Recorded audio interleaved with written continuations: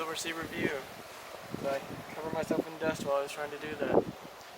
This podcast will have an introduction, a movie review, a movie recommendation, jokes and quotes, and then an Inside the Introvert section. So it'll all be labeled down in the description if you want to skip to any of it, or if you don't want to listen to some, want to listen to the other parts, go right ahead.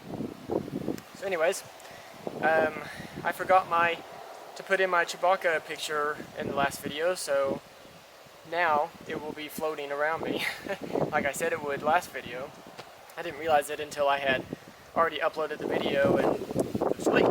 So you'll get it this time. If you missed the last episode, I dressed up as Chewbacca for May the 4th be with you at work. So you can go back and listen to that if you want more details.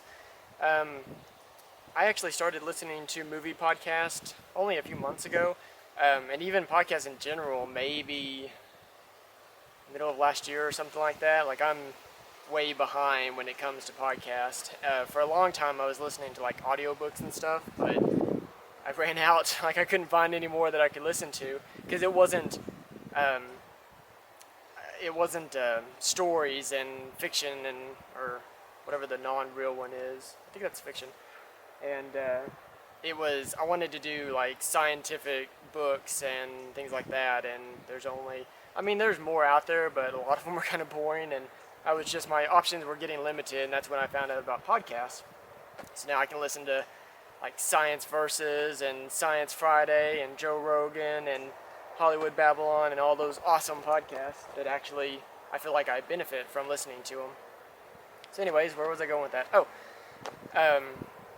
I was getting ahead on podcasts. Like, I actually needed more to listen to fill my time because I listened to them the entire time I'm at work. And so I ended up thinking, well, I'm always looking for new movies to watch, so I'll start listening to movie review podcasts. That way they give me an idea, if nothing else, what to watch a trailer on, because a lot of times I just need someone to give me an educated guess on if a movie's going to be good, so I don't waste 2.5 minutes watching a trailer on something that's just terrible. I mean, they put out so many movies every single month that it's just insane. Like, I can't watch the trailer for all of them, and most of them are bad, and I just needed ideas. And whenever I started looking at them, a lot of them have a list, and I went back through their archives and stuff. Currently, I have 615 movie trailers I need to watch, so it's quite a bit. Hopefully, whenever I enter this next stage of my life, I'll have fast internet again, which is not too far off, and that's when I'll start going through and looking at trailers and then eventually making a log of the movies I want to watch. But just thought I'd throw that out there. There might be a little wind noise on this one. Hopefully it's not too bad. It's actually kind of died down. Now that I'm talking about it, it'll probably pick back up. And also, if for whatever reason a car does happen to go by, I'm literally on the road, so that's going to be interesting. I shouldn't have to move anything if they go by, and it's highly unlikely one will, but the area I live at, you just never know. The highly unlikely things happen all the time. That should be a quote. So, we're going to look at some movies, a couple that I watched recently. Death Note Rewrite, the Visualizing God's Sins. Long name for a movie. Giving that one a 4 out of 10. It was better than the Netflix Death Note movie. That one was definitely a 1 out of 10 and not even worth my time. But this one still wasn't all that great. I think I can hear farm equipment. There's like a big field right there. It sounds like I should be able to see whatever I'm hearing very shortly. And if it's a big farm equipment coming down this road, I would have to move, and that would be kind of hilarious. Okay, so it is a tractor. I can see it now. But it looks like he's plowing, so he's not going to come down this road. It's kind of fun. I wonder if you can hear it in the video. So, that's interesting. In the last video, actually, there was a bird that was rather annoying. Like, I didn't even notice it when I was doing the video, but man, listening to it, I was like, that bird's a little on the loud side. Like, he must have been just right above me, and he was calling out. You could hear another bird in the background returning its call and just back and forth. Not pleased with that bird. So, next movie, Sing, 7 out of 10. This one's already in my collection. It is definitely excellent animated musical, and it's got a lot of good songs in it, some that I have on my CD, not so much from the musical just because they're popular songs. And last movie I want to talk about is Equalizer, 7 out of 10. It didn't quite make my collection, not really sure why. I don't feel like it has quite enough rewatch value, like once you know the storyline. Like, I mean, I actually watched it for a second time, just because it was on, but like, I could sit through it, but it wasn't something I would look forward to watching, so if I added it to my collection, it would just never be watched. Alright, so that's it for the introduction. We're going to go into the movie review. Hopefully my hand's in the right place to put this. This is going to be a Wrinkle in Time. I'm giving this one a 5 out of 10. There will be spoilers. There's a few things I could spoil in this one, so definitely if you haven't watched it and you don't, or you plan on watching it, you might want to watch it before listening to this. Alright, so we're going to start. I liked the quote, "It is good to be prepared because you never know who will stop by." I didn't quite add that one to my collection, but I still thought it was a good quote because it's, I do have a quote in my collection that says, "Buy a plunger before you need a plunger," and that's another just kind of, it's better to be prepared. I mean, I know a lot of times you can be over-prepared. I'm usually on the over-prepared side. Like when I go kayaking, I take a ton of gear just because every time when I was getting into kayaking, every time we'd go, there'd be one thing that would just really bug me the entire time that I had forgotten. So now I've got a long list, and I just make sure I take it all, so that way I don't have to worry about it. My friend's always giving me crap about, "Oh, you got so much stuff." It's like, yeah, but you use my stuff. Like, I put it out, or I take it with me, and he's the one that benefits from it, and then gives me crap about it. So anyways, it had the classic start of the girl being bullied at school, and she's an outcast and an underdog, and we've seen that a lot, but I guess there's only so many ways you can start off with movies like this. When she hits her with the basketball, that was not okay, or whatever it was, volleyball, I'm pretty sure it was basketball. But like, even if someone is being mean to you, that still doesn't give you the right to cause physical violence to them. And I know it was just a reaction, and a lot of times emotions take over, but I know the subject matter that she was being teased about was a very touchy subject for her, but that still annoys me when people resort to violence instead of trying to find other ways. So I wasn't a huge fan of this main character starting off. I don't really know if I was the entire movie. I mean, she wasn't terrible at all, but wasn't like a big fan of her. I liked the guy though; he was really cool. So, you know, it's weird that speaking of the guy, I thought it was really funny how when he meets up with her and he's like, "I just felt a need to be here right at this very moment." Is that weird? Yes, that is very weird. And I'll talk more about him later, but I liked his, I don't know if it was just his acting or if that's the way he was, but he was cool. It seems like recently it's always the father missing. Like in Tomb Raider, it's the father that's gone. In Interstellar, it's the father that's gone. And I mean, why is it not the mom that's gone? I know there are movies like that, but it seems like it's more often than not, it's the father. So, now I can talk about the boy actor. He had, which like I said, this might just have been the way they told him to play out this character, but man, he had a sense of wisdom beyond his years. I get told that all the time, but it's, he just seemed to know what was going on. He could stay calm and collected in a hectic time, and I don't know, just the things he would speak of and focus on is not something someone his age usually would, so that's why I really liked his character. It was definitely interesting the way they set up the initial plot of how they were getting all the characters to come together, and when they appear, how they tell her what needs to happen and the message that's coming in, and I thought that was pretty cool. Like, I liked all that. I couldn't really figure out why Oprah was so big for so long. Like, is it like an ego thing, or just had to be bigger than everyone else? I mean, she stayed big even in the, when they, what's it called? I don't know. When they phased through the dimensions, whatever it was called, I can't remember. I could say when they wrinkle through, that wasn't right.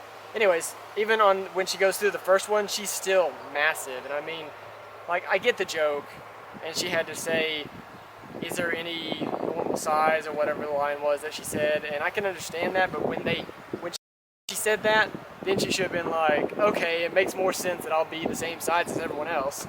So, and it never played off her size. Like, I don't think she, like, did anything. No, she didn't, because even when they were falling later on, she just kind of stood there, and it was those little plants that caught them. So, yeah, I don't recall her ever playing off the size. It was just, in the next scene, she was magically normal size again. The girl named What's It?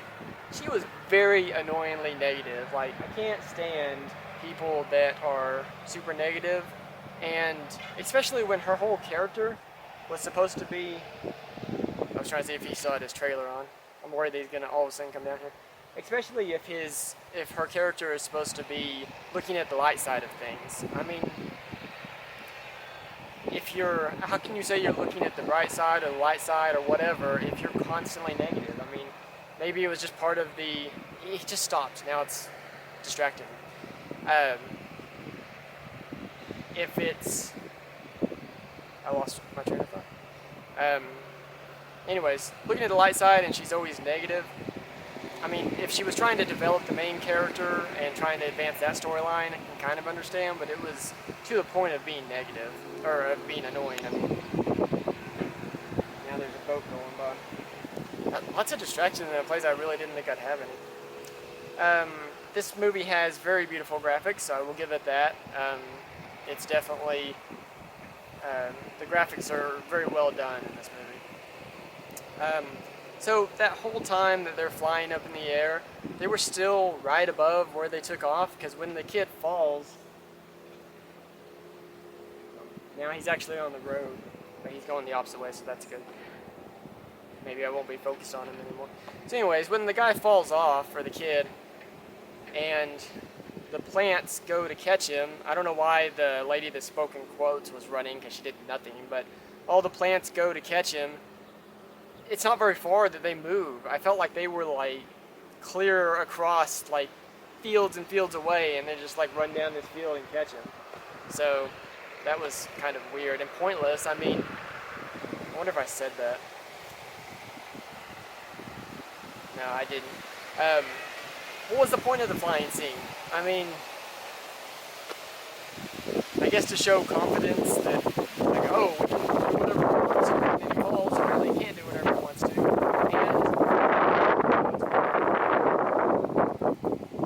And it didn't show us anything that we couldn't have already seen from the ground. Like, they could have just looked up and seen the thing in the sky. There was no reason to have to fly near it. So that was kind of weird and pointless. The lady that speaks in quotes sounds just like me. Like, when I try giving advice, or even just when I'm going deep on a subject, I tend to fully speak in quotes. Like, I relate everything to quotes. I don't know if that's a bad or a good thing, but people sometimes say I'm a walking Hallmark card, because I just always have some sort of quote going on. And I can actually relate them to whatever I'm doing or whatever I'm discussing. But that was kind of cool, how she was just mostly talking in quotes, except for one part.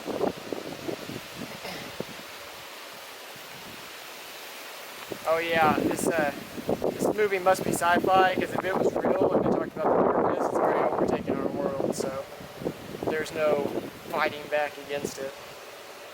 Because it kind of made it seem like Earth was beginning to be taken over. No, already been taken over. I really like the gift of your faults. Although it came from the negative character, but I don't know. Not really sure what I like about it, but it's just no one's perfect, and being able to realize the areas that either other people would consider faults or even that you consider faults, and being able to improve on them or use them to your best advantage is really, really powerful, and it helps helps you understand yourself and be a better person. So I like that. I thought it was kind of weird how the boy said, "I trust you," but then he just stands there as she runs to the log. Like, if you just said you trust her, why are you not following her? It was like, if that log thing had taken off 2 seconds earlier, you would have been left behind because you were just standing there.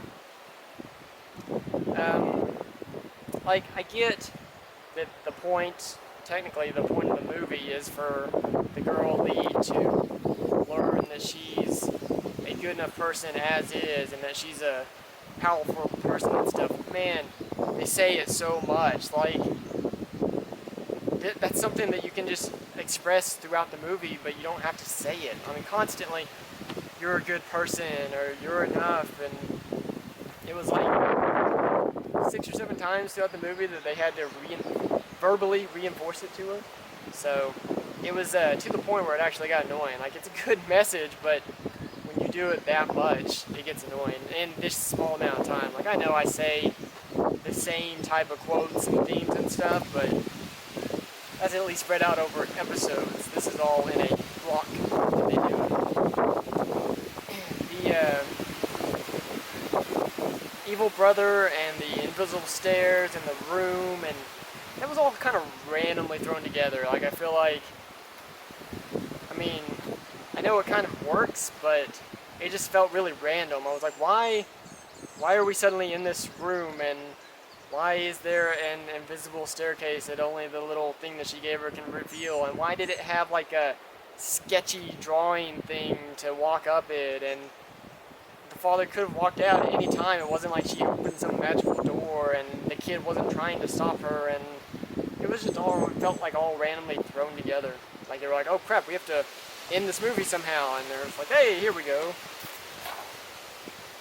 A stick just tried to attack me. I did like at the ending when she actually finally does accept her faults, how she said everyone has faults and everyone deserves to be loved, and I mean that is 100% true. And I've discussed in previous podcasts how I can't stand any person that can degrade somebody to the point where they feel like they don't deserve to be loved. I mean, that's just shouldn't even be possible that someone can feel that way, and it happens a lot more than I'd like, so I'm glad they had that message, at least in the movie. The slow motion run as she's running into the portal thing that I still can't remember the name of, that was stupid.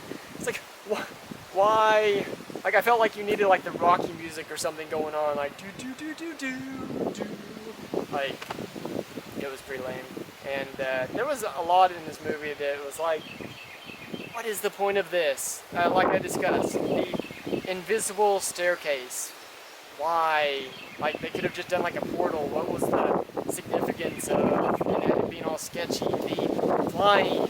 They could have just looked up. Why? I mean, when she does her little slow motion run and she goes through the portal and there's like glitter coming out of the eyes. Why? I know it's trying to signify now that she's in a lighter place, but it's kind of a lame way to do it, and I don't know. It seemed like there were a lot of moments I was just like, why are they doing this? It's taking away from the movie. But I will say it did have a decent ending, so that's why it even got a 5 out of 10. Probably would have been much lower. If you haven't found out, I'm big on endings. I don't know, that's the last thing you see, so, and the last thing you experience of the movie, so it really seems a whole lot of weight for me. I know probably the climax of the movie is what most people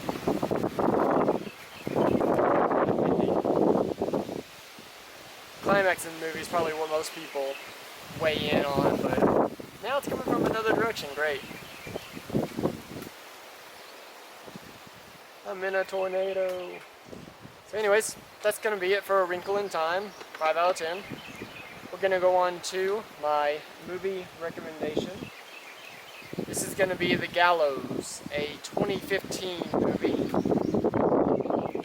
And as I previously discussed, I will not be discussing the recommendation quite as much, but it is a very creepy horror movie, and I'm not sure how I found out about this movie, but it was a lot better than I thought it was going to be. And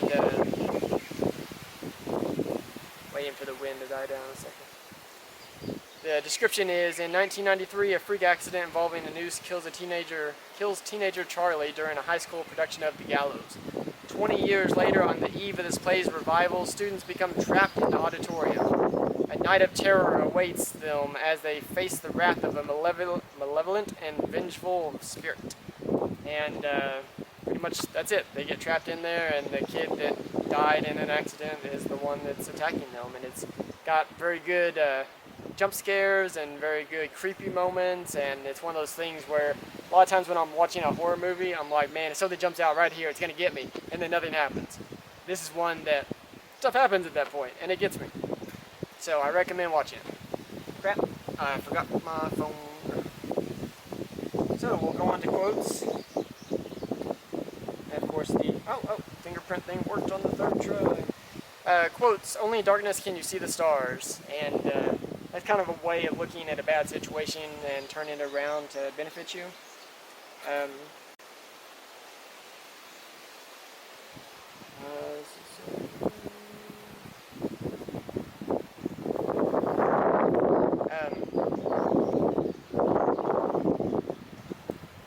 It's got an ad on my phone and I can't find the exit button.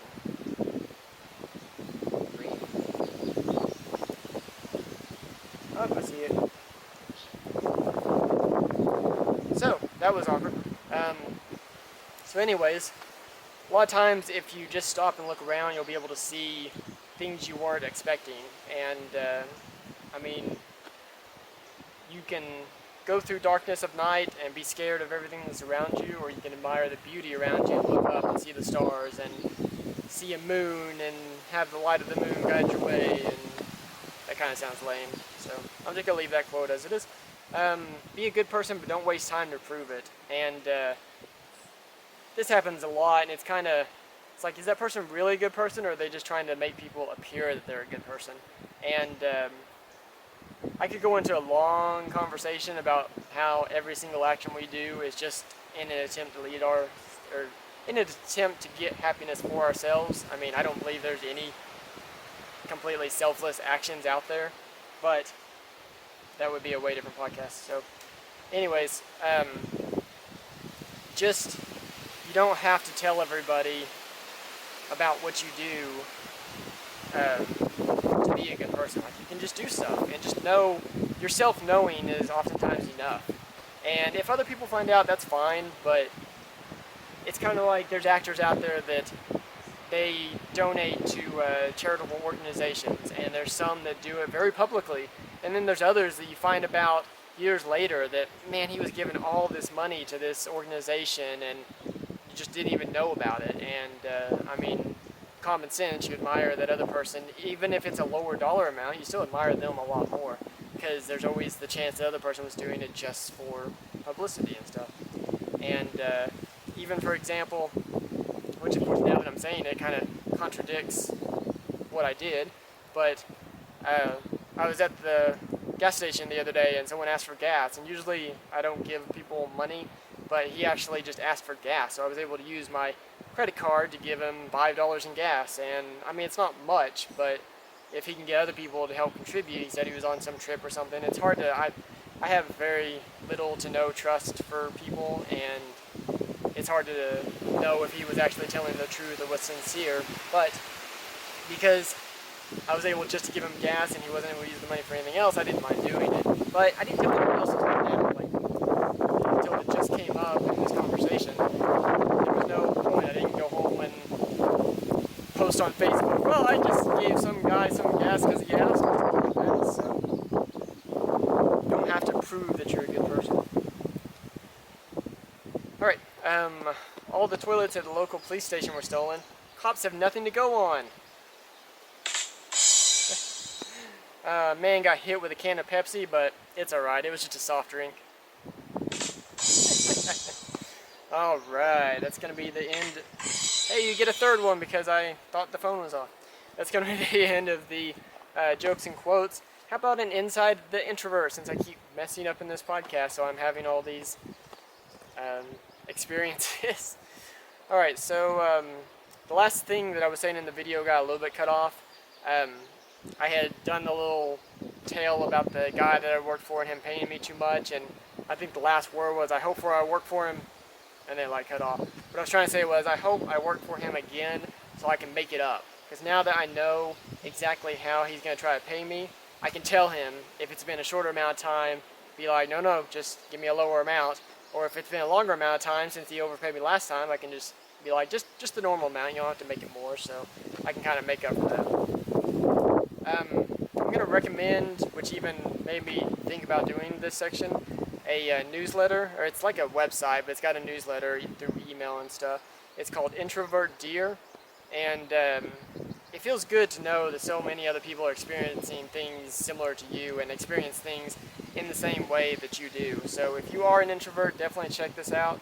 I'm sure there's a ton of other things out there, but this is really cool because it sends you, it's like once a week or once every other week, a newsletter that's just, I don't know, maybe seven articles, and they're not overly long. It's just, I mean, if they do like a list, then each one only has a sentence to describe it, a sentence or two, or if they do a description, it's definitely, I don't read books and stuff, so I don't like a lot of reading, but I really like this. It's not the abundance of reading, but it still gets to the heart of the matter, so I recommend checking it out. And the way I heard about this was another podcast. There's one called A Way with Words, and they pretty much the entire podcast just take callers and anyone that has a question about language or anything like that, and they answer it. And they have a great knowledge base behind these two people, and a lot of skills when it comes to language, so they can easily answer all the questions that come in. And one of them was the definition of introvert in some dictionary or something like that. And it was kind of like, it was a kind of a negative definition, which I guess if we do live in an extroverted world, the introverts can seem like something's wrong with them. But it was something like someone who can't handle social interactions or something like that. It made it sound like there was something wrong with them, they just couldn't do it. Whereas introverts just need a less stimulating, they thrive in a less stimulating environment. And I mean, there's a lot of introverts. There was an article recently in this that talked about a public speaker that's an introvert. And he said even extroverts get nervous public speaking, but you just have to realize that the people in the audience aren't there to see you fail. They want to see you succeed. So if you're worried about what they're thinking about, they're just thinking about, come on, you got this, and that should give you motivation, and that's how he got through most of his stuff. But anyways, she mentioned the newsletter on that other podcast, and that's how I found out about it, and now I have this section. So yeah, with this newsletter, even if you know you're an introvert, you can still learn so much about it. Like I said, it's only been within the last couple years that I knew more about the word introvert and introversion and stuff, but the more I read this newsletter and the more I learn about it, the more I learn about myself, so it's pretty cool. So we're going to go into some experiences of an introvert. So I rarely ever shop for shoes, and when I do, I buy them at Walmart, because the last few times I've bought expensive brands, and for me expensive would be Nike. They were terrible. They didn't last but maybe a year and a half, 2 years, and they were falling apart. And the most recent pair I bought, they were squeaking when I got them, and it just wouldn't stop. And I tried several things. I literally had to rip the insole out, put baby powder underneath it, and put it back to make them stop squeaking. I'm like, I paid like $100 for these shoes. Why are they doing this? Or how much they cost? $60, $70? I don't know. So I just figured, that's cool. The tractor is way down there now. You can't even hear it.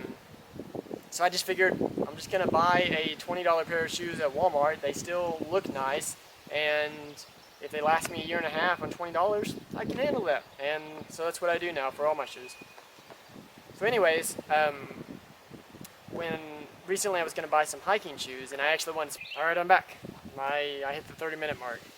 I got to rambling on a bunch of other stuff that I didn't write down, and usually if I can keep it within my 2-page limit, I don't hit that mark. But they seem like they are getting longer and longer recently. So anyways, and my battery's almost dead, so hopefully it actually makes it through this last little segment, which is a little bit longer than I was hoping for. But anyways, I was at the point where I was talking about wanting to buy some hiking shoes, and I read reviews on a lot of stuff because I know how to read to find the good reviews. Like if someone just says, well, I hated this product, and they just give it like a 1 star out of 5, and then you got someone else that's like, I've used this product for years, I've always bought new versions of it, here's the pros, here's the cons, you know that. But with hiking shoes, I can't actually need to try those on in person. It's everyone's feet are different, and I can figure out what kind of shoe I want, but I still need to try it on. So I went into all these stores in the mall, and they would just have one pair of the shoe, or just one shoe on the wall, and I guess you were supposed to ask the employees there to go get you the size and bring it out and you could try it on. But since I had no intention of buying it, I kind of felt bad making them do that, because all I wanted to do was try them on, and I didn't really know how it worked. I tried to Google it to figure it out, and I guess I'm the only one that's ever walked into a shoe store like this and was like, what do I do? And I walked into a few of them, and I was like, I'm just not going to do this. So I just found the shoe stores that actually have the boxes there where I can find the size and try it on myself. So that was kind of an introverted experience.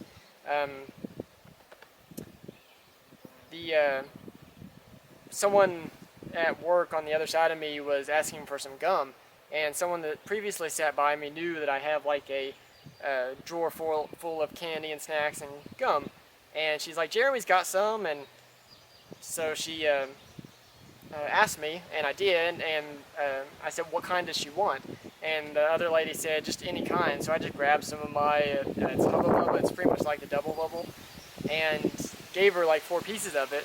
Well, then later I was like, well, crap, was she wanting gum that actually lasts a long time? Because I mean, that gum, depending on who you are, I can chew it for 25-30 minutes, but it does run out of flavor within the first like maybe 15 minutes. It's nothing compared to Double Bubble and some of those others that run out in like 30 seconds or something like that. But I don't know, for a little bit I kept thinking about, crap, I hope she doesn't get mad because I gave her the wrong kind of gum. And then I was like, but maybe she'll think this is the gum that runs out in 30 seconds and then be surprised when it lasts a long time, because I did a whole line of gum reviews before I chose to always buy this kind. So another one of those experiences. There was someone's been telling me about someone else at work, and I don't want to walk up and meet her, but I wanted to just see her, and I always see the back of her.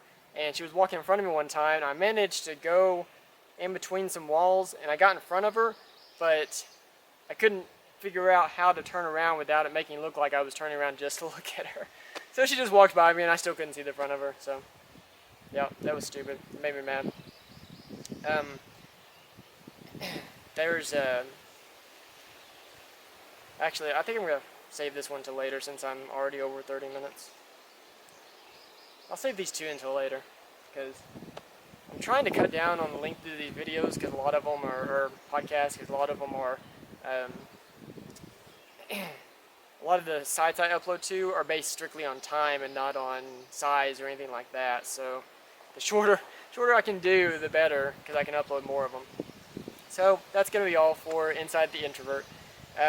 If you are listening to this, you can see the video on YouTube and see all the pictures and stuff that I've got.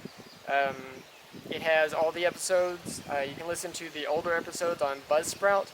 And if you want to check out nature pictures and just how did he do that kind of pictures, you can check me out on Flickr. It's SilverC_review. I also post on Pinterest and Twitter, and all the new episodes get uploaded to SoundCloud. And